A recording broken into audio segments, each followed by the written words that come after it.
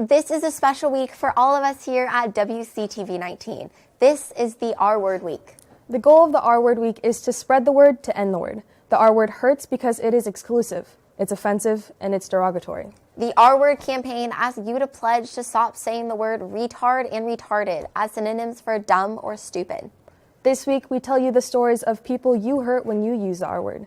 And this week, we celebrate those who battle an intellectual disability. So let's do two things this week.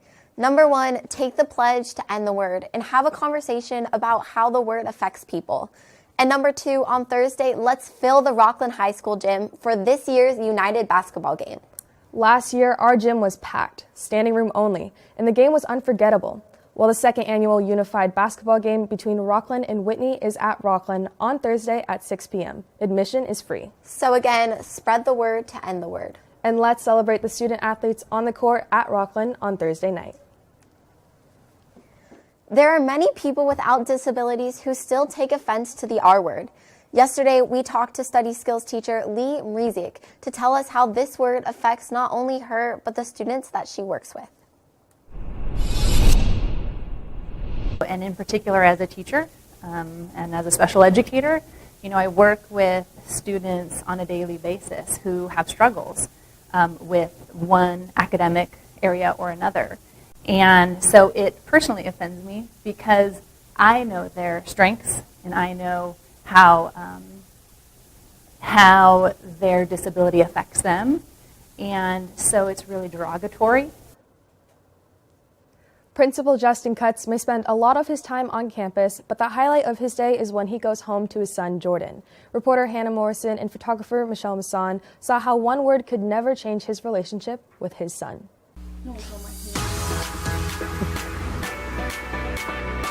And this is Vitruvius Young.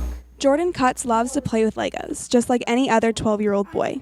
But he is autistic, a mental condition that makes it difficult to communicate and form relationships with others. There's social struggles just because he doesn't have normal friend attachments and things like that. But I don't know that it's a struggle because it's not something that he feels like he's missing in his life. Every day after school, Mr. Cutts comes home to his son Jordan, where they live with lots of love and laughs.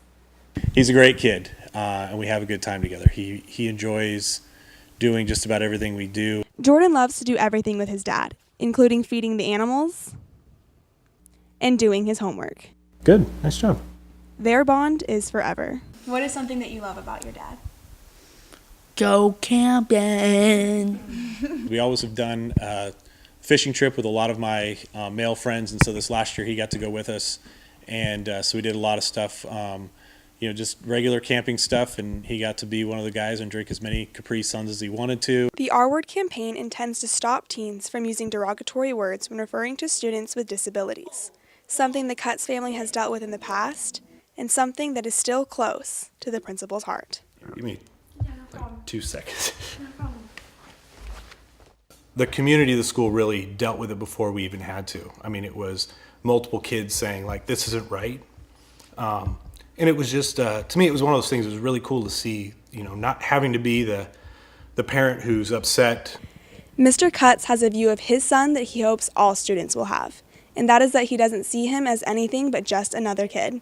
It just so happens that he loves his smile. I don't know it as anything other than what our normal is. So I don't know that it's, I wouldn't say it's a negative connotation, but again, it's like any other kid. When he has success, it's pretty exciting. When he's having fun, it's exciting, and when he does things that you don't think he normally would do or could do, it's exciting to watch. Your dad's your best friend? Yep. Yep. Okay, let's go, come on. Reporting for WCTV 19 with photographer Michelle Masson, I'm Hannah Morrison. And cut! The Legos you saw Jordan playing with in the story are from his favorite movie, The Lego Movie, which he loves to watch with his dad. Remember, the goal this week is to think about those who have an intellectual disability before you use the R word.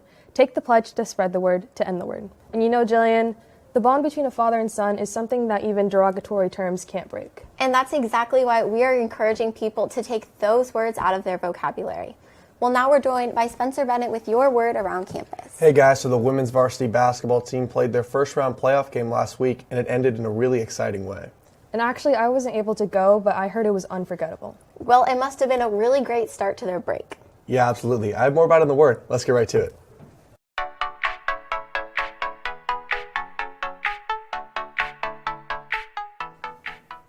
Up first, check out this picture women's varsity basketball coach Sydney Gatson shared on Instagram with the hashtag WHS Unleashed. In this picture, you can see the women's varsity basketball team just minutes after their win at Del Oro last Tuesday. Senior Alyssa Baker made a 2-point buzzer beater shot to put the Cats up 43-41. The women's team then lost to the number 2 seed Modesto Christian in the second round of playoffs. And this week, we are spreading the word to end the word. So we asked you to tweet about how it makes you feel when people use the R word using the hashtag WHS Unleashed. Senior Jada Sandu said she feels disappointed when people use the R word because of her 2 younger brothers. On the screen, you can see Jada with one brother who has OCD and the other who has apraxia. She said she never wants the R word to make them feel bad about being different. Now we went to Twitter to find out what's trending, and this tour bus took a little detour in LA. The Oscars were Sunday night, and host Jimmy Kimmel surprised the Los Angeles tour bus with an invite to the award ceremony.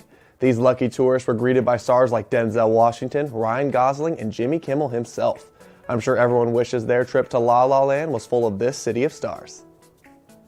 Well, that is all we have for today. Now back to Jillian and Camille. Thanks, Spencer, and I can't imagine being surprised with an invite to the Oscars. Well, not as surprised as the cast of La La Land was when they ended up not winning Best Picture. Well, let's stop for a quick break. We'll be right back. It's not acceptable to call me a nigger. It's not acceptable to call me a spick. To call me a chink. To call me a fag. It's not acceptable to call me a kike.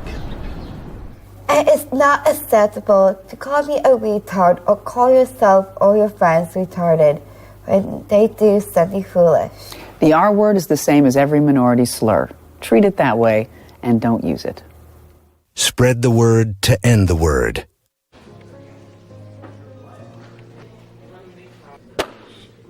Dude, don't worry about it. She's a girl. She'll pick it up.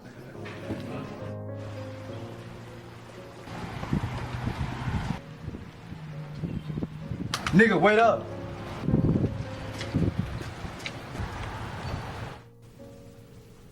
What'd you get for problem 2? I got 6. That's weird, I keep getting 12. Cameron, you're so retarded. You have to divide your answer by 2.